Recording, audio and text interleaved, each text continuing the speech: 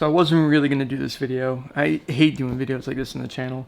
I try to keep everything on the channel pretty positive, and sometimes it's really hard to, especially in situations like this. Past couple days have been pretty rough over here. It all started probably like 4 days ago with this guy right here. This is Leo. He's our youngest bulldog. He's our last one we got, and his birthday is February 27th, year 2013. He was from Michigan. We ended up getting him, like probably in April that year, so when he was about 8 weeks. And ever since we had him, since he was a puppy, when we first got him, he's just been a ball of energy, just constantly just with our hands full, and it's been great. Like, he's the dog that puts a smile on your face just from the ridiculous stuff that he does and how much energy he has, and just everything about him is just always just over the top. Like, whether it's him going after food or waiting for treats or just being as patient as possible. If he sees that there is a possible chance that whatever you're eating can fall down, he's gonna be hoping for it. So, but the last couple days was when it first started happening, when he didn't eat his food. And for Leo not eating his food, that's a huge deal. Like, his life revolves around eating. So because we still have to be careful when we feed him. We never just put his food bowl down and let him eat, because he's so crazy. He'll just keep on eating the food as fast as possible and try to run over to see if anybody else has food available for him to eat. So he'll choke on the food. He's done it before, to the point where I had to reach down, pull it out. We've had to give him Heimlich, and we learned our lesson when we hand feed him. So he knows he'll wait right there for the food, and he didn't want to eat. He didn't have energy to eat, and that's when we knew that something was up.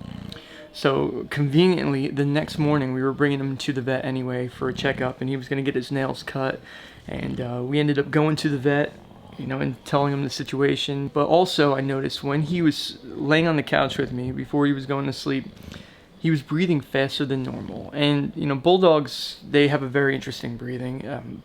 There's times where they're just panting nonstop, but when they're sleeping, I know the rhythm of his normal breaths and his snores, but I noticed he was taking shorter breaths. And that raised a flag in my head. That I thought something was going on, and I thought the worst, because our dog Charlie that we had, he was our second youngest bulldog. He passed away 2 Octobers ago. And he had heart disease, and what ended up happening was his chest cavity filled up with fluid, and he would try to fall asleep, but he would keep on sitting up, and I couldn't figure out what the problem was. And we brought him to the vet for 4 days straight, and the vet kept on running all these things on there. They said his liver was going bad, so they made us take him home and pump him with fluids. So we actually had to have a bag, like an IV bag, and pump him with fluids. And it turned out that he had an issue where his chest cavity was filling up with fluid, and he was technically feeling like he was drowning from the inside. So he wasn't sleeping. He was trying to keep his chin up. He would be falling asleep and just keep on picking his chin up. And I noticed, that it was a problem with that, because if a dog can't sleep, he can't get comfortable, then something's going on. So I immediately, went on my guard, because Charlie, he ended up passing after that, but he's able to lay down, so that's a good thing.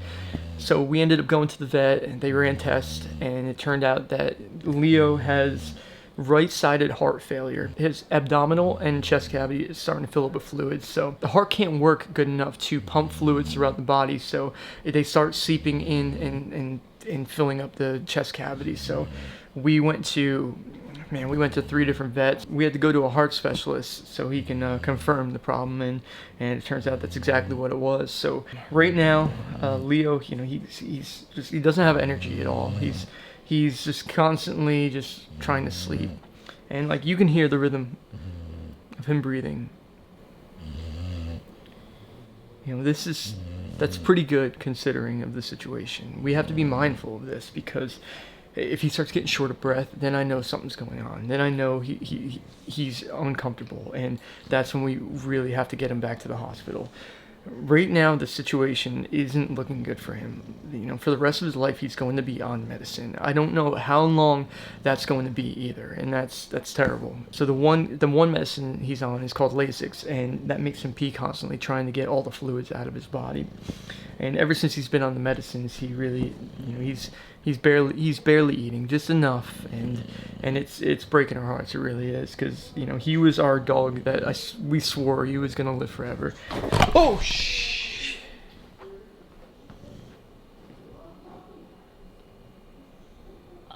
I don't even know what to say. What just happened? I don't know. Would you touch him? No, I literally was just petting his back. That was it. Did you tap him where you thought you were hit? He's gonna live forever. Oh shh. That has never happened. See, that's. So he's being aggressive. That's never ever happened. So he's uncomfortable. Oh God, like I don't know what to say about that. That's. Like I feel so bad. Like it's one thing when it comes to animals. Like me and my wife, we're not the people that, like, if a dog is suffering, like, we're not gonna make them suffer just because we won't let go of them. I've never ever seen that happen before, ever. I don't know what to do. I really don't. Like I'm watching him breathe constantly, like while he's sleeping, just to make sure that he's not suffering. And his heart's beating constantly, nonstop, so fast because the heart's working overtime. And it's sad. Like, and that's why I didn't want to film this video, because I didn't want to like put anybody in a bad mood or have them see this. It's hard enough that we have to go through it. I didn't want to share it with everyone, but at the same time, like, I haven't filmed any riding videos in the last 4 days because I just felt like I'd be faking if I was out there trying to put a smile on my face, acting like everything's okay. But it's hard when you have an animal and they're not doing good. It's part of your family. Me and my wife, we had him, like, raised him since he was a little puppy. He's always just the happiest, nicest dog. So trying to figure out how to handle this. We're gonna have to call the vet, figure out, how we should handle that situation. Like, I'm nervous now because, we're staying here at my mom's house. Like, I don't want him to do that to my mom on the couch or do it to my dad or, react to my mom's bulldog Ollie upstairs. Like, so this is, it's bad, but you could see while he's breathing, like, it almost looks like it's a bit of a struggle, so that he's almost got like a little shake to him as well. Like, we thought we were gonna have him for the next at least 4 years, because he was just the happiest, healthiest dog ever. And literally just like that it happens. Like, I remember when we first got him and how happy he was cuddling with all the bulldogs. He was the most loving dog. Like, he wanted to be near people constantly, or near dogs. Like, he would jump in the bed with Chunky, and that one picture I have of Chunk and him sitting together on top of the stair, like, it was like his little buddy, like, and Chunky was like his idol. And like, not having Chunk around, that sucks. And not having Charlie around, that's terrible. We had Leo and we had Clarence, and it's just hard when you're at this point and you realize that it's coming close to an end, and it's like just trying to figure out how to handle it all. But everybody out there that has had a pet that has passed, you guys know exactly what this is. And I try to do my best instead of dreading the situation so much. Like, I'm appreciating every single day I've had for the past 7 years now. That we've got to spend with this dog, and how many smiles he gave us, and how much of a great life it's been, for him and for us.